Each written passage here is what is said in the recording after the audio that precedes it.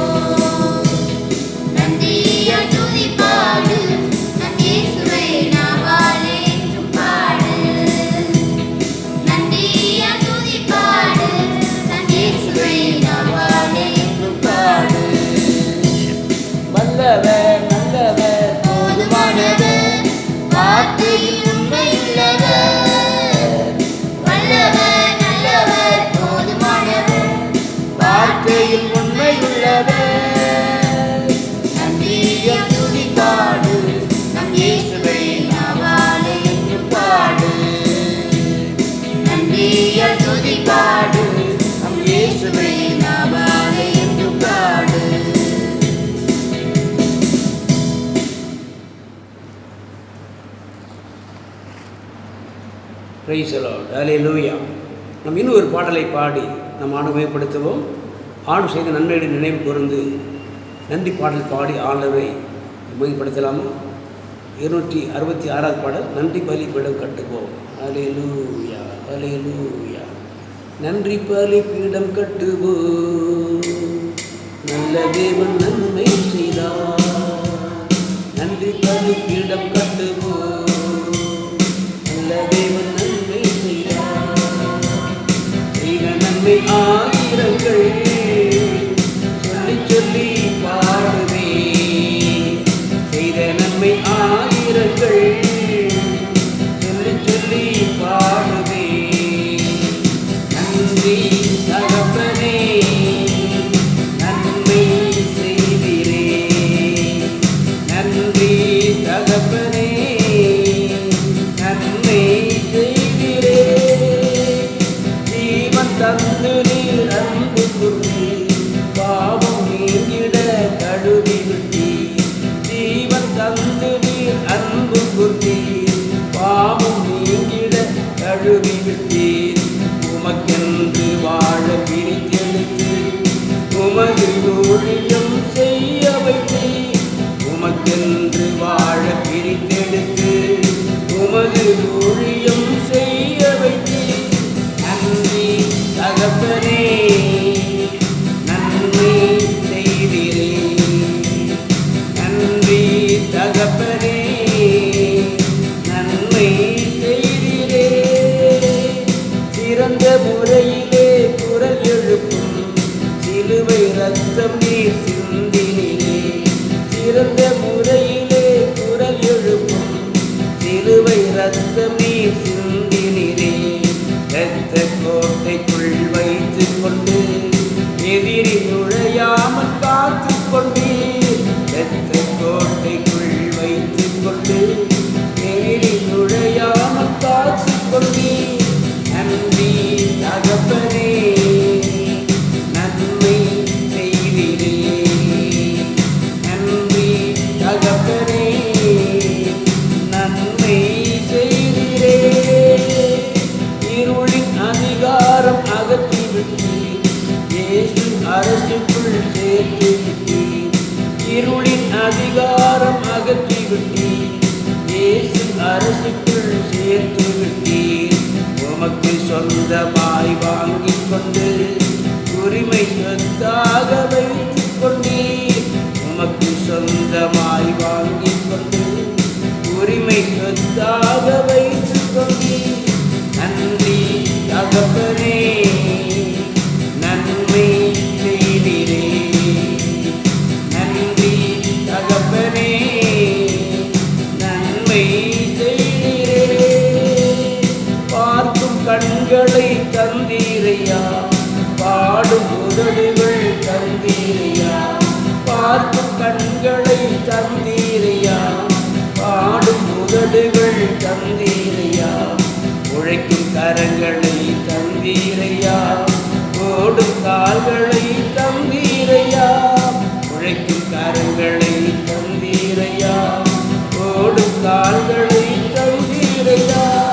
நன்றி தகப்பனே நன்மை செய்திரே. நன்றி தகப்பனே நன்மை செய்திரே. நன்றி பலிபீடம் கட்டுவோம். நல்ல தெய்வம் நன்மை செய்தார். நன்றி பலிபீடம் கட்டுவோம். நல்ல தேவன் நன்மை செய்தார். செய்த நன்மை ஆயிரங்கள் சொல்லி சொல்லி பாடுவே. செய்த நன்மை ஆயிரங்கள் சொல்லி சொல்லி பாடுவே. நன்றி தகப்பனே நன்மை செய்திரே. நன்றி தகப்பனே நன்மை செய்திரே. அல்லேலூயா. ஜெபம் பண்ணுவோம். நம் ஆண்டவரை ஸ்தோத்தரித்து அவர் நாமத்தை நாம் உயர்த்துவோம், மகிமைப்படுத்துவோம். கடந்த வாரம் முழுவதும் ஆண்டவரை கண்மணி போல் பாதுகாத்தார். மட்டும் ஆண்டவருக்கு சுகம் பலன் ஜீவன் தந்தார். எல்லா தீங்குக்கும் விலக்கி பாதுகாத்து ஆண்டு தம்முடைய கரத்தின் வல்லமையால் நம்மை தாங்கி நடத்தி வந்தார். நம்முடைய குடும்பங்களை ஆசீர்வதித்தார். ஒவ்வொரு குடும்பத்தாரும் செய்கிற வேலைகளை ஆசீர்வதித்தார். ஒவ்வொருவருக்கும் நல்ல வேலை செய்ய பலன் தந்தார், வருமானங்களை ஆசீர்வதித்தார், ஆகாரத்தையும் தண்ணீரையும் கர்த்தர் நமக்கு ஆசீர்வதித்து தந்தார். போக்கிலும் வரத்திலும் வேலை செய்யும் இடத்திலும் எல்லா சூழ்நிலையிலும் கர்த்தர் நமக்கு நல்ல பாதுகாப்பை அருளி செய்தார்.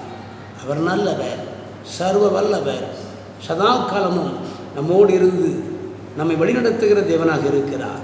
நீ மட்டும் நாம் பெற்றுக்கொண்ட நன்மைகளுக்காக ஆண்டவருக்கு ஸ்தோத்திரம் சொல்லலாம்.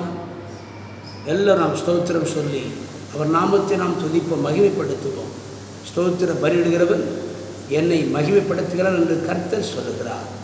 ஸ்தோத்திர பலி செலுத்துவது ஆண்டவருக்கு பிரியம் என்று தாவீது சொல்லுகிறார். எல்லாம் நாம் ஸ்தோத்திர பலிகளை நாம் எடுப்போம். அல்லேலூயா. ஸ்தோத்திரம் ஆண்டவரே, ஸ்தோத்திரம் ஆண்டவரே, ஸ்தோத்திரம் ஆண்டவரே, ஸ்தோத்திரம் ஆண்டவரே. பரலோகத்தின் தேவனே உமக்கு ஸ்தோத்திரம். மகா பரிசுத்தம் உள்ளவரே ஸ்தோத்திரம், ஸ்தோத்திரம்.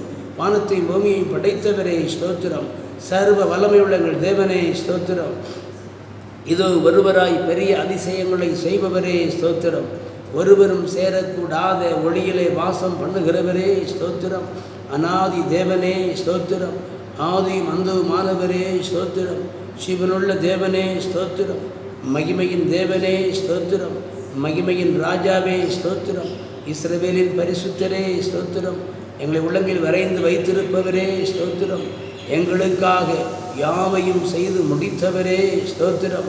இம்மட்டும் எங்களுக்கு சுகம் பலன் ஜீவன் தந்தீரே ஸ்தோத்திரம். எல்லா தீங்குக்கும் எங்களை விலக்கி பாதுகாத்த உடைய மகாபரிய தயவுக்காக உமக்கு ஸ்தோத்திரம், ஸ்தோத்திரம். உங்கள் குடும்பங்களை ஆசீர்வதித்தீர் ஸ்தோத்திரம். வேலைகளை ஆசீர்வதித்தீர் ஸ்தோத்திரம்.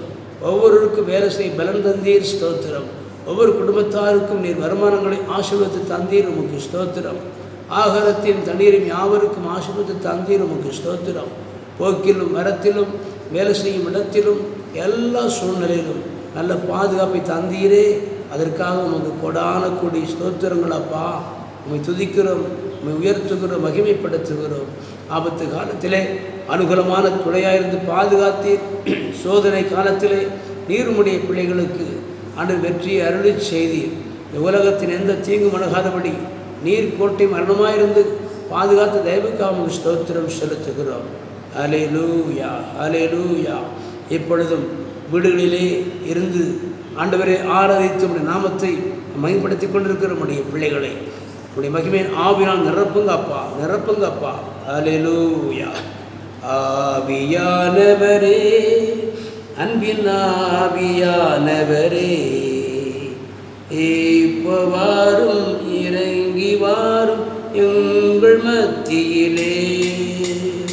ஆவியானவரே, அன்பின் ஆவியானவரே, இப்போ வாரும், இறங்கி வாரும் எங்கள் மத்தியிலே. இப்போ வாரும், இறங்கி வாரும் எங்கள் மத்தியிலே. அசைவாடும் ஆவியே, தூய்மையின் ஆவியே, அசைவாடும் ஆவியே, தூய்மையின் ஆவியே, இடமசைய உள்ளம் நிரப்ப இப்போ இறங்கி வாருமே. இந்த இடமசைய எங்கள் உள்ளம் நிரப்ப இப்போ இறங்கி வாருமே. வல்லமை தேவை தேவா, வல்லமை தாரும் தேவா. இன்றே தேவை தேவா, அதை இப்போ தாரும் தேவா. இன்றே தேவை தேவா, அதை இப்போ தாரும் தேவா. மாம்சமான யாவர் மேலும் ஆவியை ஊற்றுவேன் என்று, மாம்சமான யாவர் மேலும் ஆவியை ஊற்றுவேன் என்று, வாலிபர் யாவரும் தீர்க்க தரிசனம் சொல்வாரே. வாலிபர் யாவரும் தீர்க்க தரிசனம் சொல்வாரே. இந்த கொண்ட நாளில் போல பெரிதான முழக்கத்தோடு, இந்த கொண்ட நாளில் போல பெரிதான முழக்கத்தோடு வல்லமையாக இறங்கி வரங்களினாலே நிரப்பும்.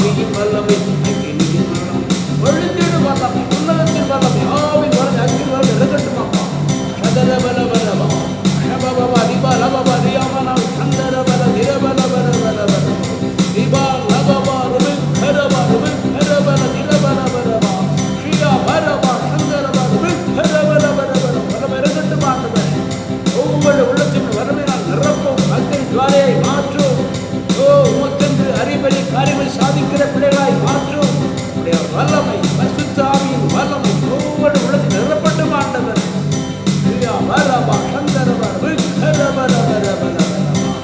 நிரப்பினபடினால் நமக்கு நன்றி, நன்றி, கூடாத நன்றி. நாம் எழுதின நாம் கர்த்தரை ஆராதிப்போம். அல்லேலூயா, அல்லேலூயா.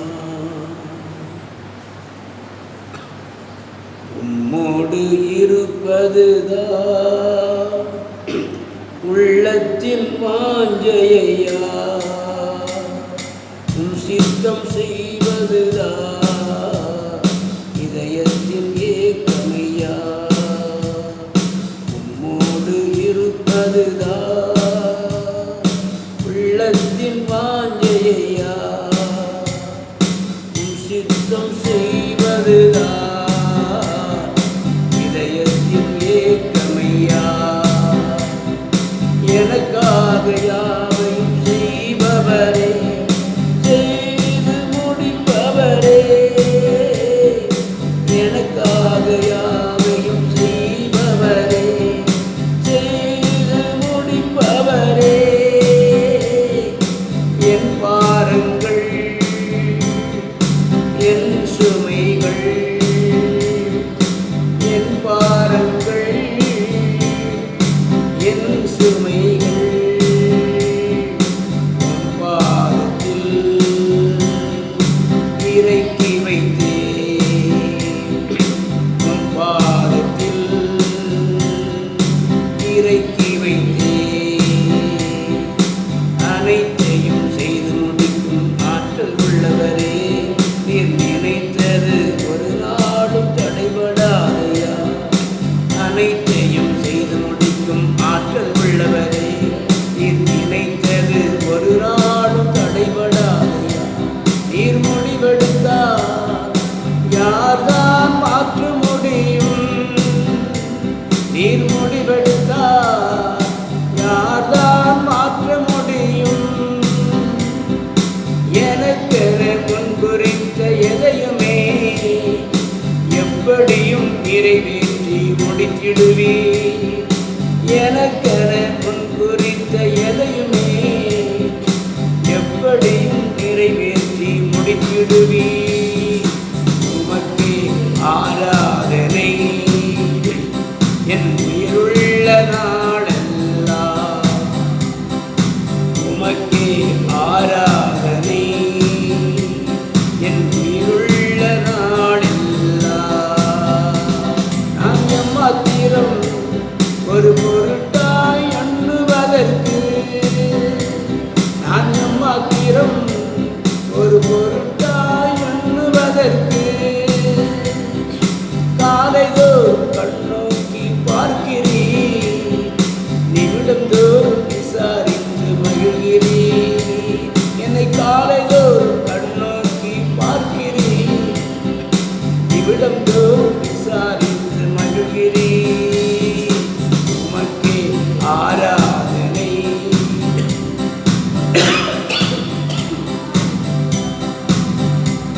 என் உயிருள்ள நாளெல்லாம்.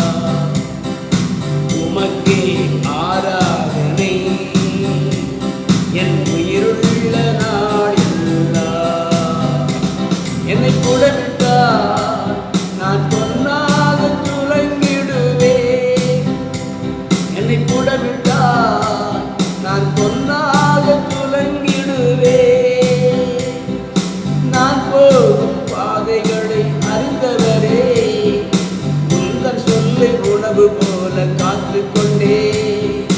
நான் போகும் பாதைகளை அறிந்தவரே, உந்தன் சொல்லை உணவு போல காத்துக்கொண்டே. உமக்கே ஆராதனை என் உயிருள்ள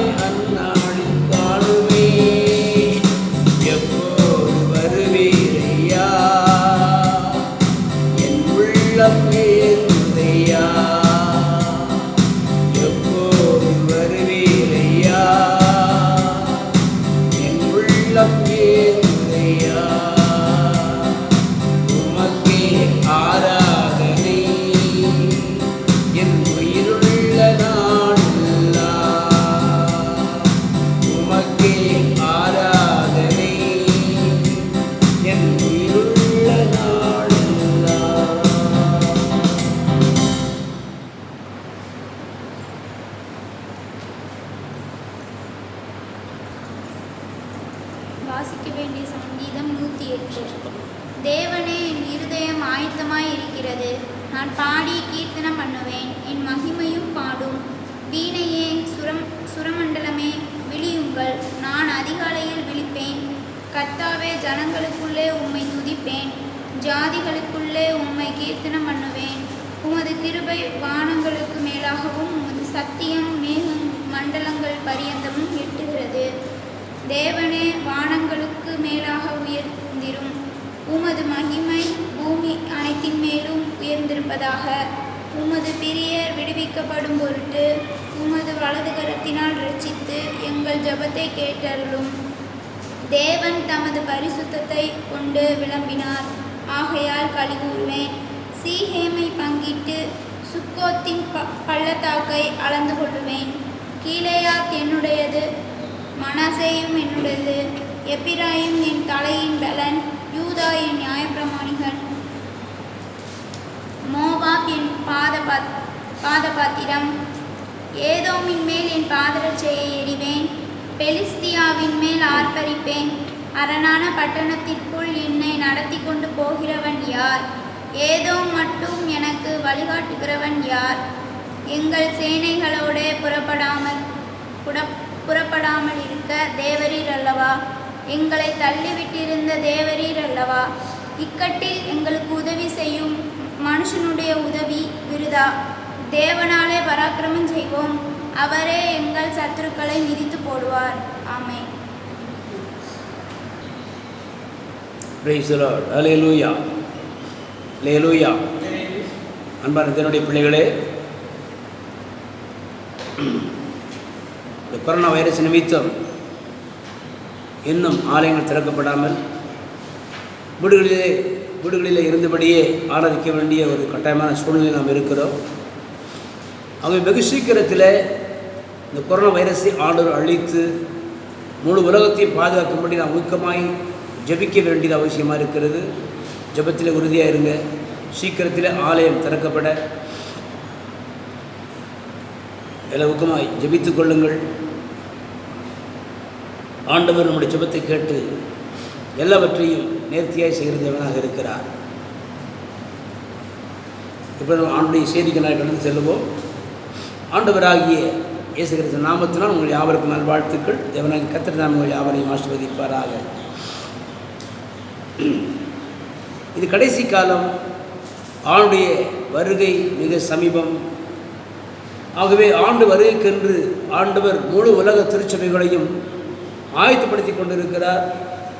ஆகவேதான் யோவானுக்கு வெளிப்படுத்தின விசேஷத்தில் ஆண்டவர் ஆசிரியர்களை 7 விதமான சபைகளுக்கும் நல்ல ஆலோசனை கொடுத்து கொண்டிருக்கிறார். நம்முடைய திருச்சபையும் கூட ஆண்டுடைய வருகைக்கென்று ஆயத்தப்படும்படி அவர் நம்முடைய திருச்சபைக்கு மாத்திரமல்ல முழு உலக திருச்சபைகளுக்கும் நல் ஆலோசனை கொடுக்கிற தேவனாக இருக்கிறார். நாம் அதை குறித்து தான் கடந்த 2 மாதங்களாக நாம் தியானித்துக் கொண்டிருக்கிறோம். இன்றைக்கு 7வது சபை லவோதிக்கேயா சபை. லவோதிக்கேயா சபையின் தூதனுக்கு நீ எழுத வேண்டியது என்னவெனில், உண்மையும் சத்தியமுள்ள சாட்சியும் தேவனுடைய சிருஷ்டிக்கு ஆதியமாய் இருக்கிற ஆமென் என்பவர் சொல்லுகிறதாவது, உன் கிரியைகளை அறிந்திருக்கிறேன். நீ குளிரும் அல்ல அனலும் அல்ல. நீ குளிராயாவது அனலாயாவது இருந்தால் நலமாயிருக்கும். இப்படி நீ குளிருமென்றி அனலுமென்றி வெதுவெதுப்பாய் இருக்கிறபடியினால் உன்னை என் வாய் நின்று வாந்தி பண்ணி போடுவேன். நீ நிர்வாக்கியம் உள்ளவனும் பரிதவிக்கப்படத்தக்கவனும் தரித்திரனும் குருடனும் நிர்வாணியமாய் இருக்கிறதை அறியாமல் நான் ஐஸ்வர்யவான் என்றும் திரவிய சம்பனன் என்றும் எனக்கு ஒரு குறைவும் இல்லை என்றும் சொல்லுகிறபடியால் நான் நீ ஐஸ்வர்யவான் ஆகும்படிக்கு நெருப்பிலே புடமிடப்பட்ட பொன்னையும் உன் நிர்வாணமாகிய அவலட்சணம் தோன்றாதபடிக்கு நீ உடுத்திக் கொள்வதற்கு வெண் வஸ்திரங்களையும் என்னிடத்திலே வாங்கிக் கொள்ளவும், நீ பார்வை அடையும்படிக்கு உன் கண்களுக்கு கலிக்கம் போடவும் வேண்டுமென்று உனக்கு ஆலோசனை சொல்லுகிறேன். நான் நேசிக்கிறவர்கள் எவர்களோ அவர்களை கடிந்து கொண்டு சிட்சிக்கிறேன். ஆகையால் நீ ஜாக்கிரதையாக இருந்து மனம் திறந்து, இதோ வாசற்படியிலே நின்று தட்டுகிறேன். ஒருவன் என் சத்தத்தை கேட்டு கதவை திறந்தால் அவனிடத்தில் நான் பிரவேசித்து அவனோடே போஜனம் பண்ணுவேன், அவனும் என்னோடே போஜனம் பண்ணுவான். நான் ஜெயம் கொண்டு என் பிதாவினுடைய சிங்காசனத்திலே அவரோடே கூட உட்கார்ந்தது போல ஜெயம் கொடுகிறவன் எவனோ அவனும் என்னுடைய சிங்காசனத்தில் என்னோடே கூட உட்காரும்படிக்கு அருள் செய்வேன். ஆவியானவர் சபைகளுக்கு சொல்லுகிறதை காதுள்ளவன் கேட்க கடவன் என்று எழுது என்றார். அல்லேலூயா. ஒவ்வொரு திருச்சபையையும் ஆண்டவர் தம்முடைய வருகைக்கென்று, தம்முடைய நித்திய ராஜ்யத்துக்கென்று ஆயத்தப்படுத்துகிற தேவனாக இருக்கிறார். அவருடைய வருகை நாளிலே எல்லா திருச்சபைகளும் எடுத்துக்கொள்ளப்பட வேண்டும். எல்லா விசுவாச குடும்பத்தினரும் அவருடைய வருகையில் எடுத்துக்கொள்ளப்பட வேண்டும். அதற்கென்று இந்த நாட்களிலே ஆயத்தப்படுத்துகிறார். இந்த கொரோனா வைரஸ் நிமித்தம் எல்லா மக்களும் என்ன செய்கிறாங்க, வீடுகளே இருந்தபடி ஜெபிக்கிறாங்க. ஜெபிக்காதவங்களும் ஜெபிக்கிறாங்க, மனம் திரும்பாதவங்க மனம் திரும்புகிறாங்க. ஆகவே ஆண்டவருக்கு நல்ல வாய்ப்பை கொடுத்திருக்கிறார்.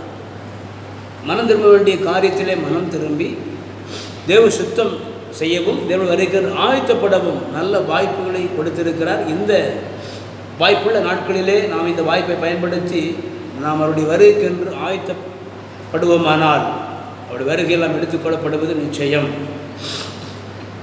இந்த 7 சபைகளை குறித்தும்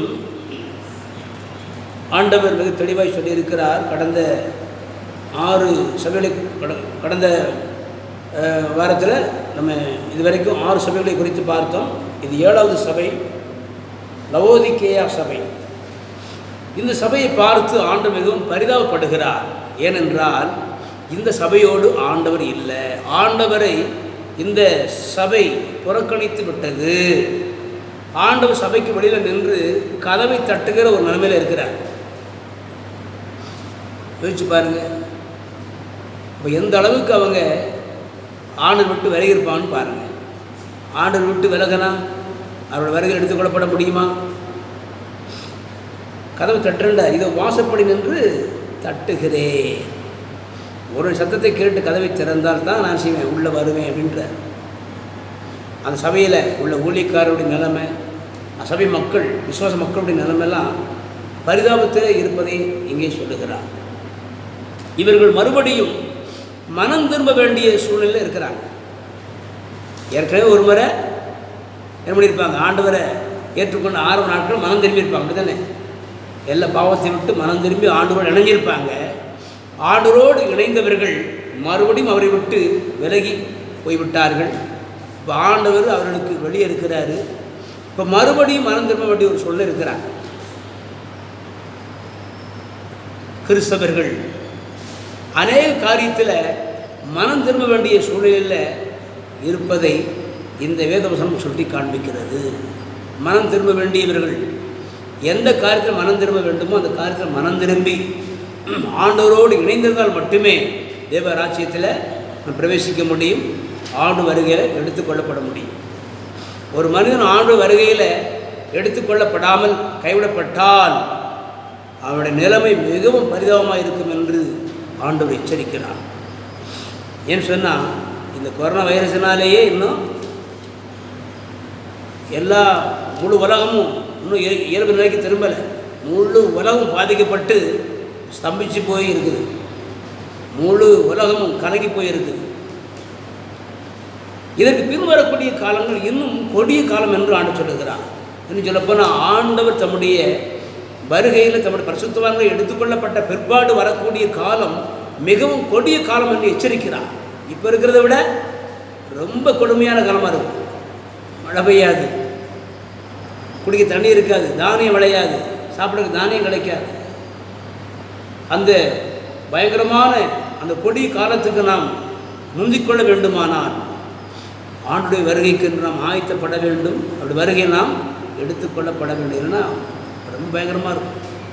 இப்போயாவது கொஞ்சம் தளர்வு விட்டுருக்குறாங்க, கடைகளும் கொஞ்சம் திறந்துருக்கு. இந்த தடை உத்தரவு பிறப்பித்த இந்த ஆரம்ப நாட்களில் பார்த்தா எந்த கடையுமே திறக்கலை. வீட்டுக்கு தேவையான பொருள் வாங்குறதுக்கே ரொம்ப கஷ்டப்பட்டோம். யார் விட்டு எங்கேயுமே போக முடியாது. எவ்வளவு பயங்கரமான சூழல் தெரியுமா? அப்புறம் தேவையான மளிகை பொருட்களோ காய்கறிகளோ வாங்க முடியாமல் தவிக்கிறத பார்த்துட்டு தான் என்ன பண்ணாங்க, கொஞ்சம் தளர்வு கொடுத்து மதிய வரைக்கும் கடைகளை திறக்கலாம் அப்படின்னாங்க. எல்லாருடைய ஜபத்தையும் கேட்டு ஆண்டு ஓரளவுக்கு இப்போ ஒரு தளர்வு கிடைக்கும்படி செய்திருக்கிறார். கடைகள் ஓரளவுக்கு திறந்து வச்சுருக்கிறாங்க, நமக்கு தேவையான பொருட்கள் கிடைக்குது.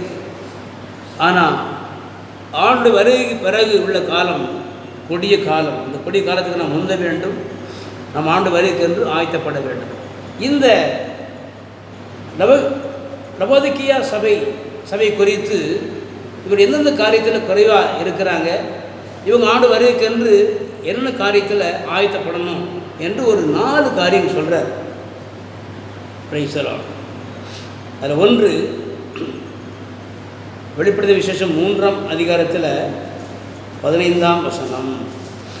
உன் கிரியைகளை அறிந்திருக்கிறேன், நீ குளிரும் அல்ல அனலும் அல்ல. நீ குளிராயாவது அனலையாவது இருந்தால் நலமாக இருக்கும் என்று சொல்லுகிறார். ஆண்டு வருகையில் நாம் எடுத்துக்கொள்ளப்பட வேண்டுமானால் நம்ம எப்படி இருக்கணும்? ஆவியில் எப்படி இருக்கணும்? அனலாக இருக்கணும். ஆவியில் அனலாக இருக்கணும். ஆவியில் அனலாக இருக்கணும்னு சொன்னால் நாம் கூடி ஜெபிக்கிறதுல, கூடி ஆராதிக்கிறதுல நம்ம உறுதியாக இருக்கணும். ஒரு அடுப்பில் 10 விரவை வச்சு பாருங்கள், எப்படி எரியும்? தகதகன்னு எரியும். அப்படி எரிஞ்சிக்கிட்டு இருக்கும்போது ஒரு விரவை எடுத்து நீங்கள் தனியாக வைங்க, கொஞ்ச நேரம் எரியும், அப்புறம் என்ன செஞ்சிடும்? அணைஞ்சிரும். அப்புறம் கங்கு மட்டும்தான் இருக்கும். கொஞ்ச நேரம் கழிச்சு பார்த்தா அந்த கங்கும் அணைஞ்சு குளிர்ந்து போகும். அப்படி அணைஞ்சு போனதை, குளிர்ந்து போனதை எடுத்து மறுபடியும் அடுப்பில் வைங்க, அந்த 10 விரவோடு சேர்த்து வைங்க, ஒரு நிமிஷத்தில் மறுபடியும் பற்றி பிடிச்சி எரியும்.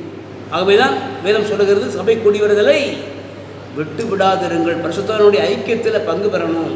கூடி ஜெபிக்கிறது, கூடி ஆராதிக்கிறது அவசியமான ஒன்று. உலகத்து மக்கள் சொல்கிறாங்க கூடி வாழ்ந்தால் கூடி நன்மை என்று சொல்கிறாங்க. ஆனால் வேதம் சொல்லுன்னா கூடி ஜெபித்தால் சொல்லி முடியாத நன்மைகளும் ஆசீர்வாதங்களும் கடந்து வரும் என்று சொல்லுகிறார். நம்ம கூடி ஆராதிக்கிறதுனால, கூடி ஜெபிக்கிறதுனால நம்ம எப்பொழுதும் ஆவியில் அனலாக இருக்க முடியும். எங்களுக்கு வசனம் ஆவியில் அனலாக இருக்கணும். எங்களுக்கு வசனம் ரோமர் 12:11 வாசிங்க. ரோமர் 12:11. ரோமர் 12:11. அசதியாக இராமல் ஜாக்கிரதையாக இருங்கள். பார்த்தீங்கன்னா ஆவியிலே அனலாக இருங்கள். ஆவியில் எப்படி இருக்கணும்? அனலாக இருக்கணும், ஃபயராக இருக்கணும். அப்படி இருந்தால் தான் நம் ஆண்டுக்கு என்று அரிய பெரிய காரியங்கள் சாதிக்க முடியும். ஆண்டு வருகையில் நாம் எடுத்துக்கொள்ளப்பட முடியும். ஆண்டவர் நமக்கு ஆவியின் வல்லமை தந்திருக்கிறார், அல்லது ஆவியின் அபிஷேகத்தை தந்திருக்கிறார். அந்த ஆவியின் அபிஷேகம் நமக்குள்ளே அக்னியாய் பற்றி எரிந்து கொண்டிருக்கிறது. அந்த அக்னியை ஒருபோதும் நம்ம நினைச்சக்கூடாது, அவித்து போடக்கூடாது. அது அணைந்து போகிற அளவுக்கு நம்ம நினைச்சக்கூடாது, செயல்படக்கூடாது.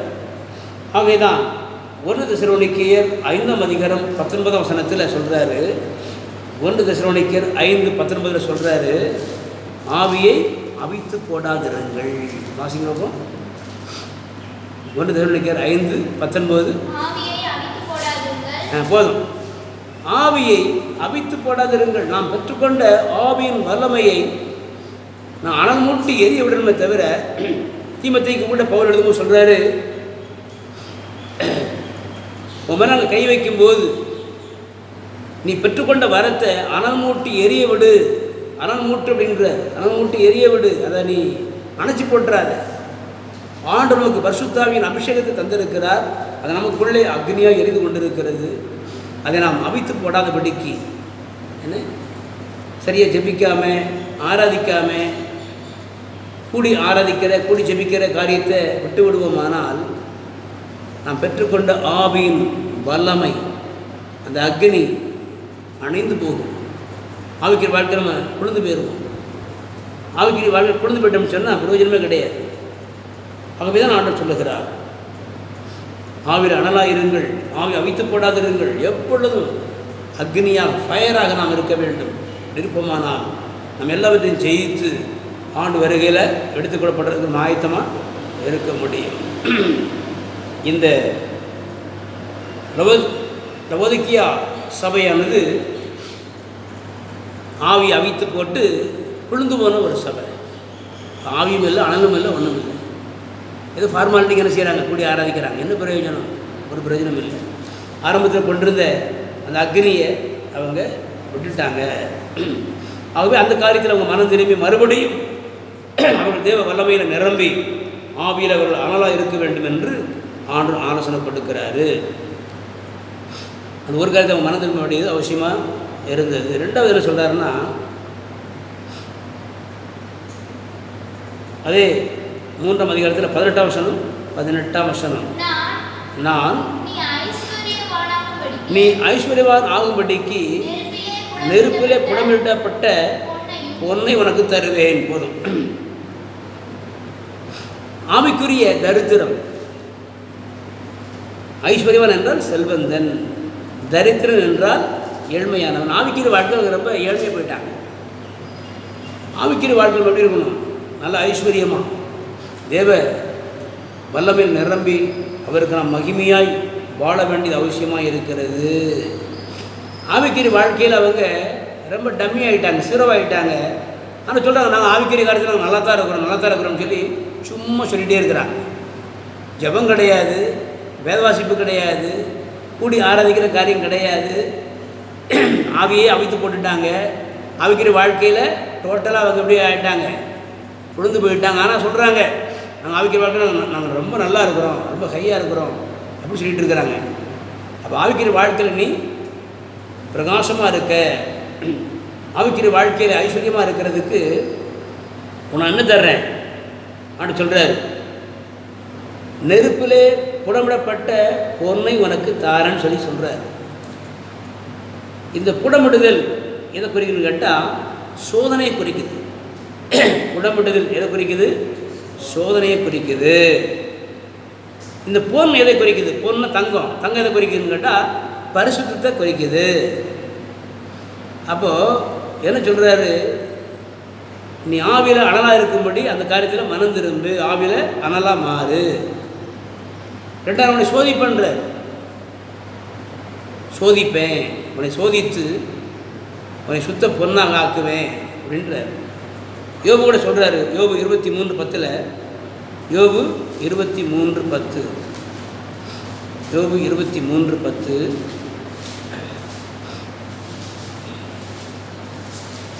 வாசிக்க டக்குன்னு. யோபு 23:10, ஆனாலும் நான் போகும் வழி அவர் அறிவார், அவர் என்னை சோதித்த பின் நான் பொன்னாக விளங்குவேன். கோலார் தங்க வயலில் தங்கத்தை வெட்டி எடுக்கும்போது அந்த தங்கம் வந்து எப்படி இருக்கும்? மண்ணு மாதிரி தான் இருக்கும். அவங்க வெட்டி எடுக்கிற தங்கத்தை அரிசிய முடியாது, நம்ம நகரட்டு செஞ்சு போட முடியாது, மண்ணு மாதிரி தான் இருக்கும். அவங்க வெட்டி எடுக்கிற தங்கத்தை என்ன செய்வாங்கன்னா மிகப்பெரிய பாத்திரத்தை போட்டு அரிசிவாங்க, உருக்குவாங்க. அதுக்கு பேர் தான் புடமிடுதல். தீ எரியும், ஒரு பெரிய சட்டி இருக்கும், அதில் போட்டு என்ன செய்வாங்க, அதை உருக்குவாங்க, அது அப்படியே பொங்கி வரும். அதுக்கு ஒரு பவுடர் போடுவாங்க, போட்டாச்சுன்னா அப்படியே அழுக்கெல்லாம் அப்படியே பொங்கி வரும். அந்த அழுக்கெல்லாம் எடுப்பாங்க. எடுத்தாச்சுன்னா அந்த களிம்பு, அந்த அழுக்கு நீங்கும்போது அது தண்ணி மாதிரி இருக்கும். அதை அச்சில் ஊற்றுனா அப்படியே சுத்த தங்கமாக, சொக்க தங்கமாக, பிரகாசமாக இருக்கும். அதான் புடமிட்டது. அப்போ எப்படி தங்கத்தை புடமிட்ட பிறகு அது பிரகாசிக்கிற தங்கமாக மாறுதோ, அதே போல் ஒரு விசுவாசி, ஒரு ஊழியக்காரன் தன்னுடைய வாழ்க்கையில் ஆண்டவர் சோதனையை நடத்துகிறார். சோதனை வந்த பிறகு தான் அந்த சோதனையை சகித்து ஜெபித்து அவங்க ஜெயிக்கும் போது தான் அவங்க சுத்த பொண்ணாக மாறுவாங்க. இவருடைய வாழ்க்கையில் ஒரு மிகப்பெரிய சோதனை வந்தது. அந்த சோதனையை பொறுமையோடு அவர் தாங்கிக் கொண்டார், சகித்து கொண்டார். அந்த சோதனை காலத்தில் ஊக்கமாக ஆண்டவரை நோக்கி ஜெபிக்க ஆரம்பித்தார். அவரே சொல்கிறார், இப்போ நான் சோதிக்கப்படுறேன்.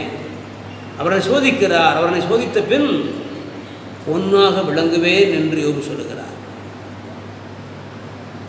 ஆகவே இந்த லவோதிக்கியா சபையை குறித்து சொல்லும்போது, ரெண்டாவது சொல்லும்போது, ஆவிக்குரிய வாழ்க்கையில் ஐஸ்வர்யமாக இருக்கும்படி அந்த காரியத்தை நீ மனம் திரும்பு. ஆவிக்குரிய வாழ்க்கையில் எப்படி இருக்கிற? தரித்திரமாக இருக்கிற.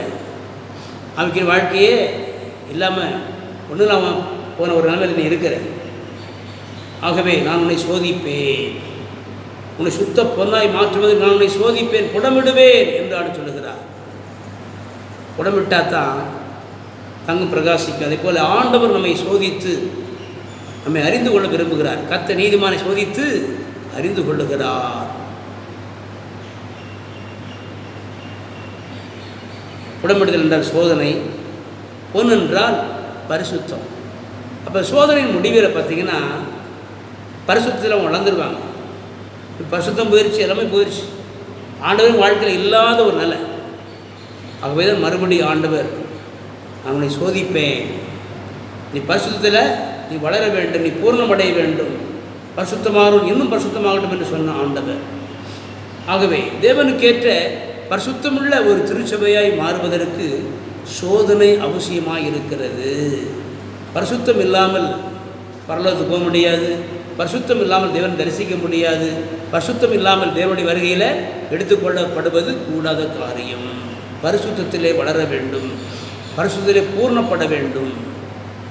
ஆகவே பரிசுத்தத்தை அடைவதற்கு, அந்த பரிசுத்தம் என்ற அந்த காரியத்தை பெற்றுக்கொள்வதற்கு இவங்க இந்த திருச்சபை ஆனது மனம் திரும்ப வேண்டியது அவசியமாக இருக்கிறது. அவங்க எதெல்லாம் என்னென்ன பாவத்தை விட்டு வந்தாங்களோ அந்த பாவத்தை மறுபடி செய்ய ஆரம்பித்து அதுக்கு அடிமையாகிட்டாங்க. ஆக பாவத்தை விட்டு அவங்க டோட்டலாக மனம் திரும்பி ஆண்டவரால் சுத்திகரிக்கப்பட்டு புடமிடப்பட்டு மறுபடியும் அவர்கள் சுத்த பொன்னாய் மாற வேண்டியது அவசியமாக இருந்தது. நாமும் கூட ஒரு சின்ன காரியமாக இருக்கலாம்,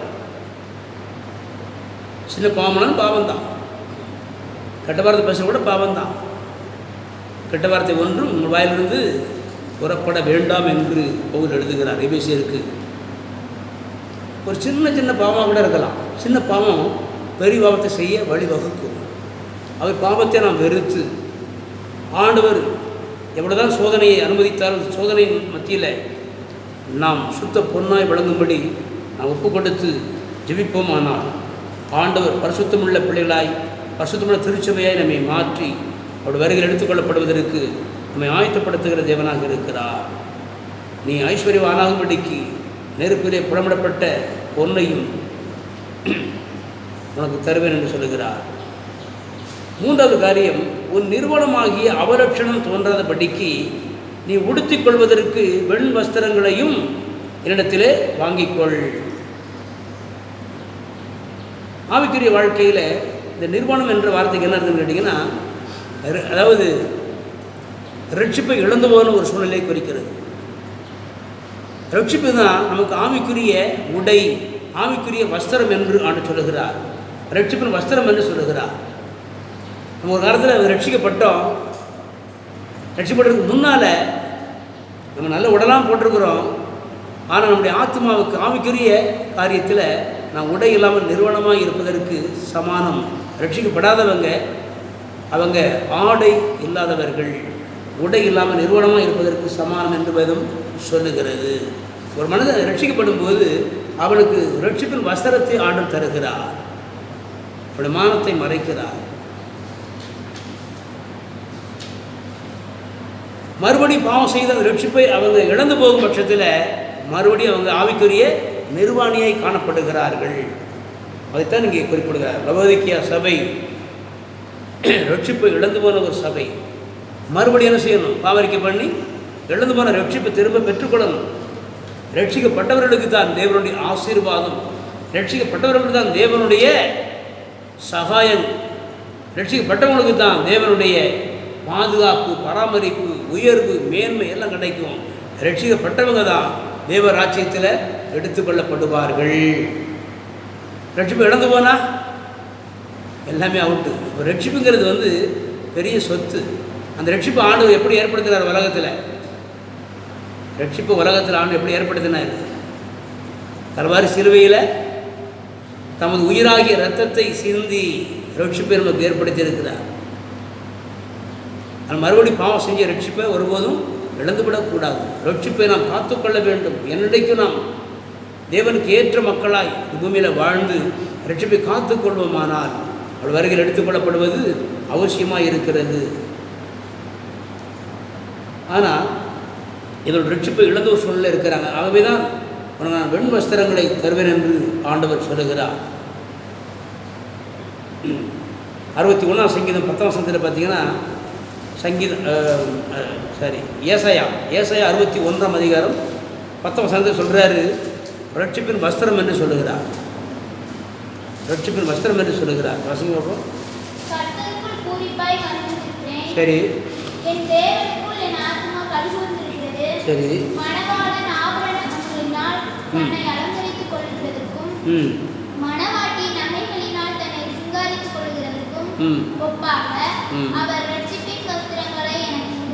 ரட்சிப்பின் வஸ்திரங்களை எனக்கு உடுத்தி நீதியின் சால்வை எனக்கு தரித்தார். ரட்சிப்பின் வஸ்திரங்கள். ஆகவே மறுபடியும் ரட்சிப்பு பெற்றுக்கொள்ளக்கூடிய சூழ்நிலையில் இவங்க இருக்கிறாங்க. ஆகவே மனம் திரும்பி மறுபடியும் அவங்க ரட்சிப்பை பெற்றுக்கொள்வது அவசியமாக இருந்தது. ஆகவே நாம் ரட்சிக்கப்பட வேண்டும். அந்த ரட்சிப்பை நாம் மறுபடியும் இழந்து போகாதபடிக்கு அதை காத்துக்கொள்வது அவசியமாக இருக்கிறது. தேவராட்சியத்துக்கு நாம் செல்வதற்கு, அது ஆண்டு வருகையில் நாம் எடுத்துக்கொள்ளப்படுவதற்கு இந்த ரட்சிப்பின் நிச்சயம் அவசியமாக இருக்கிறது. அடுத்த சொல்கிறாருன்னா, நீ பார்வை அடையும்படிக்கு உன் கண்களுக்கு கலிக்கம் போடவும் வேண்டும் என்று உனக்கு ஆலோசனை சொல்லுகிறேன். பார்வை. ஆண்டு சொல்கிறார் 17 சொல்லும்போது சொல்கிறாரு, நீ குருடனாக இருக்கிறன்றார். குருடனாக இருக்கிற. இந்த குருடன் என்பது இங்கே எதை காட்டுகிறது என்றால், தேவனுடைய காரியங்களை அறிய முடியாமல் சாத்தான மனக்கணக்கு குருடாக்கிறான். மனக்கணக்கு குருடாக்கிட்டான்னு சொன்னால் பைபிள் வாதிச்சாலும் ஒன்றும் புரியாது, பிரசங்கம் கேட்டாலும் ஒன்றும் புரியாது. சும்மா சர்ச்சைக்கு வந்துட்டு சும்மா போக வேண்டியதான். ஆண்டவர் ஒருவருடைய மனக்கண்ணை திறந்தால் மட்டும்தான் நாம் தேவ காரியங்களை அறிந்து புரிந்து ஆண்டுக்கு ஏற்ற ஒரு வாழ்க்கை வாழ முடியும். பிசாசு இடம் கொடுக்கவே கூடாது. பிசாசு இடம் கொடுத்தா நினைஞ்சிருவான். ஏற்கனவே ஒரு முறை இந்த லவோதிக்கியா சபையில் உள்ள மக்களை ஊழியக்காரரை என்ன பண்ணிட்டாரு, அவங்களுடைய மனக்கண்ணை திறந்துட்டார். ஏற்கனவே அவங்க அப்படி தான் இருந்தாங்க. இயேசுவை ஏற்றுக்கொள்ளாத காலத்தில் அவங்க குருடரை போல இருந்தாங்க. மனக்கண்ணை திறந்து தான் அவர்கள் ஆண்டவரை அறிந்து புரிந்து ரட்சிக்கப்பட்டு சபைக்குள்ளே வந்தாங்க. சபைக்குள்ளே ஆராதித்தாங்க. மறுபடி பிசாசு இடம் கொடுத்ததுனால மறுபடியும் தேவ காரியத்தை அவர்கள் அறிந்து கொள்ளாமல் புரிந்து கொள்ளாமல் போகும்படிக்கு அவர்கள் கண்கள் குருடாக்கப்பட்டது. ஆவிக்குரிய குருட்டுத்தன்மையை இது காட்டுகிறது. 2 கொரிந்தியர் 4:4 சீக்கிரம் வாசிக்க பார்ப்போம். 2 கொரிந்தியர் 4:4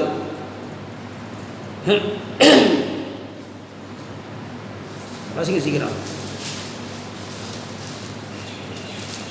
2 கொரிந்தியர் தேவனுடைய சாயலாக இருக்கிற கிறிஸ்துவின் மகிமையான சுவிசேஷத்தின் ஒளி அவிசுவாசிகளாய் அவர்களுக்கு பிரகாசமாக இராதபடிக்கு பிரபஞ்சத்தின் தேவனானவன் அவருடைய மனதை குருடாக்கினான். போச்சா? ஏன் குருடாக்கினான்? பிசாசுக்கு இடம் கொடுத்துட்டாங்க. பிசாசுக்கு எந்த விஷயத்தில் அவங்க இடம் கொடுத்தாங்கன்னு கேட்டால், ஆண்டு மேலேயே அவங்க சந்தேகம், அவிசுவாசம் வந்துருச்சு. ஆண்டு இருக்கிறாரா இல்லையா, நம்ம தெரியத்தனமோ நம்ம ஆண்டவரை ஏற்றுக்கிட்டோமோ, இதுக்கு முதிமாரியே இருந்திருக்கலாமோ, உண்மையிலேயே இயேசுதான் கடவுளா, அவர் இருக்கிறாரா இல்லையா, எப்போ ரட்சிக்கப்பட்டு சபைக்குள்ளே வந்த பிறகு அப்படி ஒரு யோசனை. இதான் பிரச்சனை. ஆகவே தான் எபேசியர் 1:19 அவர் சொல்கிறாரு. எபேசியர் 1:19 அவர் சொல்கிறாரு, சரி சரி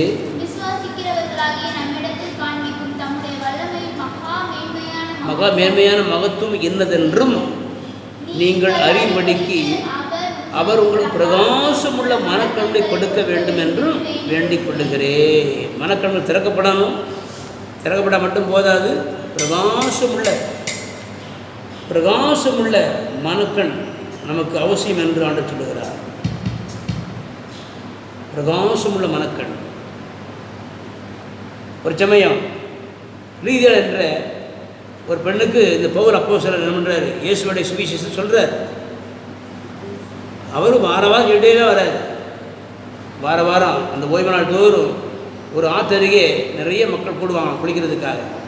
அவங்க மக்களுக்கெல்லாம் சொல்கிறாரு. முக்கியமாக அந்த லீதியாள் என்ற ஒரு பெண்ணுக்கு சொல்கிறாரு. வசனத்தை கேட்குறா, ஆனால் அவருடைய இருதயம் அடைக்கப்பட்டிருக்குது. பிசாசு கூட வச்சிருக்கிறான். அதனால் ஆண்டவர் ஏற்றுக்கொள்ளவே இல்லை.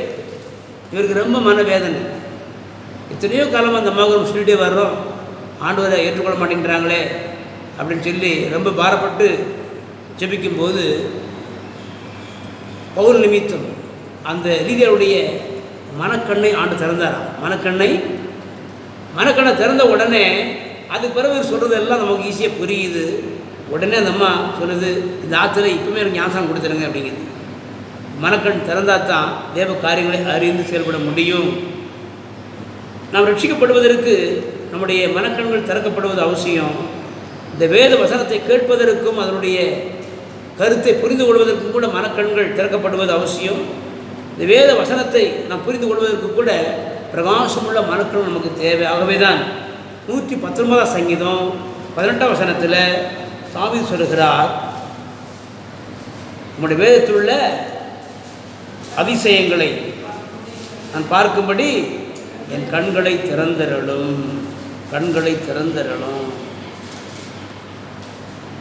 குருட்டு வாழ்க்கை வாழ்ந்துகிட்டு இருக்கிறாங்க. அவைக்கு வாழ்க்கையில் டோட்டலாக அவங்க அவுட்டு. ஆகவே ஆண்டவர் சொல்லுகிறார், நீ பார்வை அடையும்படிக்கு உன் கண்களுக்கு கலிக்கம் போடவும் வேண்டும் என்று உனக்கு ஆலோசனை சொல்லுகிறேன். இப்போ இவங்க எப்படி ஜெபிக்கணும்? ஆண்டவரே, எங்கள் கண்களை மறுபடியும் திறந்திரணும், பிரகாசமுள்ள மனக்கண்களை தாரும், உம்மை அறிந்து கொள்ள, உடைய வேத வசனங்களை புரிந்து கொள்ள பிரகாசமுள்ள மனக்கண்களை தாரும் செய்ய கேட்க வேண்டியது அவசியமாக இருக்கிறது. இந்த காரியத்தில் அவங்க மனந்திரமும் இப்படி 4 காரியங்களை செய்ய ஆண்டவர் அவர்களுக்கு என்ன செய்கிறார், சபைக்கு ஆலோசனை கொடுக்கிற தேவனாக இருக்கிறார். ஆவி அனலாக இருக்கணும். அப்புறம் சுத்த பொன்னை போல பிரகாசமாக பரிசுத்தத்தில் பூரணப்படணும். ரட்சிப்பை காத்துக்கொள்ளணும். 4வது பிரகாசம் உள்ள மனக்கண்களை உடையவர்களாய் நாம் தேவ காரியங்களை அறிந்து செயல்படணும். இந்த 4 காரியம் இருந்தால் தேவனுடைய வருகையில் எடுத்துக்கொள்ளப்பட முடியும் என்பதை இந்த சிறுச்சபைக்கு ஆண்டவர் செய்கிறார், கற்றுக் கொடுக்கிறார். ஆகவே நாமும் கூட இந்த 4 காரியங்களை புரிந்து கொண்டவர்களாக நாம் பெற்றுக்கொண்ட ஆவி அவித்து போடாமல் எப்பொழுதும் நாம் ஆவியில் அனலாக இருக்கணும், பரிசுத்தத்தில் பூரணப்படணும், ரட்சிப்பை காத்துக்கொள்ளணும், பிரகாசமுள்ள மனக்கண்களை பெற்றுக்கொண்டவர்களாய் தேவ காரியங்களை அறிந்து புரிந்து தேவ சித்தம் செய்ய வேண்டும். இந்த 4 காரியங்கள் நாமும் செய்ய ஒப்பு கொடுப்போம். ஆண்டு வருகைக்கு நம்ம ஆயத்தப்படுவோம். ஆண்டு வருகை மிக சமீபம். ஜெபிக்கலாமா? ஹல்லேலூயா, ஹல்லேலூயா, glory to God, Jesus. என் இயேசு வருவார், மேகங்கள் நடுவே தம்மோடு சேர்த்து கொள்வார். என் இயேசு வருவார், மேகங்கள் நடுவே தம்மோடு சேர்த்து கொள்வார். கூடவே வைத்துக் கொள்வார், என்னை கூடவே வைத்துக் கொள்வார். தானான தனனா தானானா தானான தனனா தானானா. பரலோகம்தான் என் பேச்சு, பரிசுத்தம்தான் என் மூச்சு. கொஞ்ச காலம் இந்த பூமியிலே, கொஞ்ச காலம் இந்த பூமியிலே இயேசுவு காற்று விசேஷத்திற்காய், இயேசுவு காற்று விசேஷத்திற்காய். தானான தனனா தானானா தானான தனனா தானானா. பரலோகம்தான் என் பேச்சு, பரிசுத்தம்தான் என் மூச்சு. உருமாற்றம் அடைந்து முகமுகமாக என் இயேசு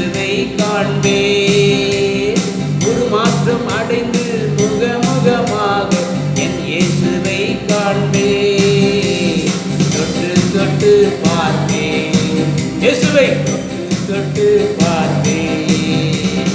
தானானா தானானா தானானா தானானா தானானா தானானா. பரலோகம் தான் என் பேச்சு, பரிசுத்தம் தான் என் மூச்சு. கொஞ்ச காலம் இந்த பூமியிலே, கொஞ்ச காலம் இந்த பூமியிலே, இயேசுவுக்காய் சுவிசேஷத்துக்காய், நம்ம இயேசுவுக்காய் சுவிசேஷத்துக்காய் ஜெபம். அன்பின் ஆண்டவரே துதிக்கிறோம், ஸ்தோத்திரிக்கிறோம், மகிமைப்படுத்துகிறோம். இந்த நாளிலும் கூட ஆண்டவரே லவோதிக்கேயா திருச்சபையின் காரியங்களை குறித்து தியானிக்கும்படி கிருபை செய்தீரே, உமக்கு நன்றி அப்பா. தகப்பனே ஸ்தோத்திரம். லவோதிக்கேயா சபையை போல் எங்கள் சபை இராதபடி தகப்பனே ஸ்தோத்திரம், எப்பொழுதும் உடைய வருகையை எதிர்நோக்கி கொண்டு காத்திருக்கும் சபையாய் எங்கள் திருச்சபையை நீர் ஆயத்தப்படுத்துகிறதுக்காக உமக்கு ஸ்தோத்திரம் ஆண்டவரே. தகப்பனே எங்கள் சபையில் ஏதாவது குற்றமுறை இருந்தாலும் கூட ஆண்டவரே நீர் குறைவுகளை நிறைவாய்க்க முடிய வரைக்கு ஆயத்தப்படுத்துகிறதுக்காக உமக்கு ஸ்தோத்திரம் ஆண்டவரே. ஆவியில் அனலாக இருக்கவும், பரிசுத்தத்திலே பூரணப்படவும், ஏதோ ஆண்டவரே ரட்சிப்பை காத்து கொள்ளவும், பிரகாசமுள்ள மனக்கண்களை பெற்றுக்கொண்டவர்களாய் ஆண்டவரே உம்முடைய காரியங்களை, தேவ காரியங்களை, தேவ வசனங்களை ஆண்டவர் புரிந்து கொண்டவர்களாய் உம்முடைய சுத்தம் செய்ய ஆண்டவரே அர்ப்பணிக்கிறோம் ஆண்டவரே. அந்த கிருபையாக இருந்து காத்து நடத்துவீராக. உம்முடைய வருகைக்கென்று நாங்கள் எப்பொழுதும் ஆயத்தமாக இருக்கவும், உம்முடைய வருகையில் எடுத்துக்கொள்ளப்பட்டு நித்திய காலமை மோடுடன் நாங்கள் வாழ்ந்திருக்கவும் நீர் கிருபை செய்கிறதுக்காக உமக்கு ஸ்தோத்திரம் ஆண்டவர். வீடுகளில் இருந்து ஆராதிக்கிற உம்முடைய பிள்ளைகளை நீர் ஆசீர்வதித்தருளும் ஆண்டவரே. எப்பொழுதும் ஆவியில் அனலாக இருக்க கற்றுக்கொடும். நம்முடைய பிள்ளைகளை உடைய வரைக்கும் ஆயத்தப்படுத்தும்படியாய் பூமியில் வாழும் காலமெல்லாம் நிறைவான நன்மைகளையும் ஆசீர்வாதங்களையும் கொடுத்து உயர்த்தும்படி, மேன்மைப்படுத்தும்படி, நல்ல பாதுகாப்பு அருள் செய்யும்படியாக நாங்கள் செபிக்கிறோம். இப்படி செய்கிறதுக்காக நமக்கு நன்றி அப்பா. இயேசு கிறிஸ்து நாமத்தில் அருமையான நம்முடைய பிள்ளைகள் யாவரையும் நாங்கள் மனமாற வாழ்த்தி ஆசீர்வதிக்கிறோம். எங்கள் தேவனை கர்த்தர் உங்கள் வழக்கெல்லாம் தொற்று ஆசீர்வதித்தபடி நமக்கு நன்றி செலுத்துகிறோம். இந்த வாரம் முழுவதும் உடைய பிள்ளைகள் செய்யக்கூடிய அனைத்து வேலைகளிலும் உடைய கரமிருந்து ஆசீர்வதிப்பதாக. வருமானங்களையும் ஆகாரத்தையும் தண்ணீரும் யாவருக்கும் ஆசீர்வதித்து தாரும். போக்கிலும் மரத்திலும் வேலை செய்யும் இடத்திலும் எல்லா சூழ்நிலையிலும் கர்த்தர் நல்ல பாதுகாப்பை தருகிறதுக்காக ஸ்தோத்திரம். இந்த உலகத்தில் எந்த தீங்கும் அணுகாதபடி, எந்த வியாதிகளும் பலவீனங்களும் ஒன்றும் அணுகாதபடி, எந்த பிசாசும் இப்படி நெருங்காதபடி நீர் கோட்டை மரணமாயிருந்து காலமெல்லாம் பாதுகாக்கிறதுக்காக ஸ்தோத்திரம். நன்மையும் கிருமையும் தொடரும்படி செய்யும். துதி கன மகிமையாவற்றுமக்கே செலுத்துகிறோம். இயேசு கிறிஸ்துவின் நாமத்தினால் செபிக்கிறோம் ஜீவனுடைய நல்ல பிதாவே, ஆமென். என் ஆத்துமாவே கர்த்தரை ஸ்தோத்திரி, உடலுமே பரிசுத்த நாமத்தை ஸ்தோத்திரி. என் ஆத்துமாவே கர்த்தரை ஸ்தோத்திரி, கர்த்தர் செய்த சகல உபகாரங்களையும் மறவாதே, ஆமென். நம்முடைய கர்த்தராகிய இயேசு கிறிஸ்துவின் கிருபை, பிதாவாகிய தேவனுடைய அன்பும், பரிசுத்த ஆவியானவரின் அன்னியுடைய ஐக்கியமும் நாம் அனைவரோடும் உலகத்தில் உள்ள சகல பரிசுத்தவான்களோடும் என்றும் என்றும் இயேசு ராஜாவின் இரண்டாம் வருகை மட்டும் மாறாதிருப்பதாக, ஆமென். அல்லேலூயா. கர்த்தருக்கு ஸ்தோத்திரம்.